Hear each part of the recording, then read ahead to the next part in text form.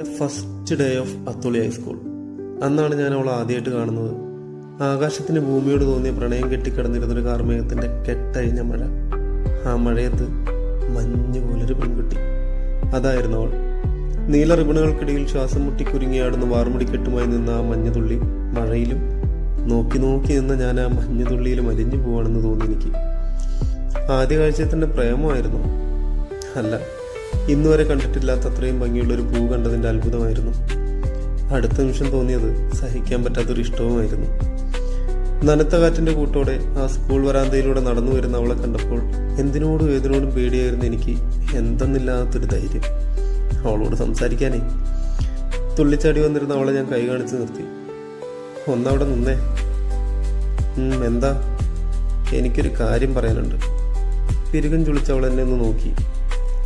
എന്താ കാര്യം? പറ.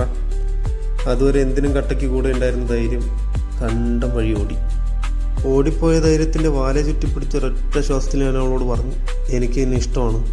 അവളുടെ മുഖം ദേഷ്യം കൊണ്ട് ചുവന്നു. ചങ്കിനെന്താണെന്നറിയില്ല, വല്ലാത്തൊരിടുപ്പ്. ഈശ്വര, പണി പാളിയോ? നീ എന്നോട് ഇഷ്ടമാണെന്ന് പറയല്ലേ, നിന്നെ ഞാൻ കാണിച്ചു തരാടാ എന്ന് പറഞ്ഞ് അവൾ തിരിഞ്ഞപ്പോൾ റിബണിട്ട് ഒരു കെട്ട് മുടി അവളുടെ മൂക്കത്ത് തട്ടി തിരിച്ചു വന്ന സീൻ, എൻ്റെ സാറേ.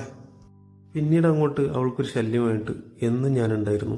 കാലം കഴിയും തോറും ഇഷ്ടം പ്രണയമായി, പ്രണയം ജീവനായി. ജീവനില്ലെങ്കിൽ പിന്നെ മനുഷ്യന് ജീവിക്കാൻ പറ്റൂ. പക്ഷെ ഇടയ്ക്കെപ്പോഴോ അവളുടെ കണ്ണുകൾ എന്നെയും തേടുന്നുണ്ടെന്ന് എനിക്ക് തോന്നി. സ്കൂളിൽ നിന്ന് നടക്കാനുള്ള ദൂരമുള്ള അവളുടെ വീട്ടിലേക്ക് അവൾ നടന്നു പോകുമ്പോൾ പിന്നാലെ ഞാനും കുറേ ദൂരെ മാറി അങ്ങ് നടക്കും. സ്കൂളിൽ നിന്ന് നടക്കാനുള്ള ദൂരമുള്ളൂ അവളുടെ വീട്ടിലേക്ക്. കുറച്ച് ദൂരെ മാറി ഞാനും അവളുടെ പിന്നാലെ നടക്കും.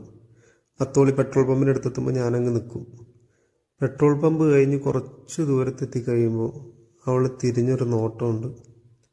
ഇഷ്ടമല്ലെങ്കിൽ പിന്നെ എന്തിനാ അങ്ങനെ നോക്കണത്? ആ ഒരു നോട്ടത്തിൻ്റെ പുറത്താണ് ഒരുപാട് കാലം എന്ന് പറയുമ്പോൾ അവൾക്ക് എന്നെ ഇഷ്ടമാണെന്ന് പറയുന്നത് വരെ ഞാൻ അവളുടെ പിന്നാലെ നടന്ന് വെറുപ്പിച്ചത്.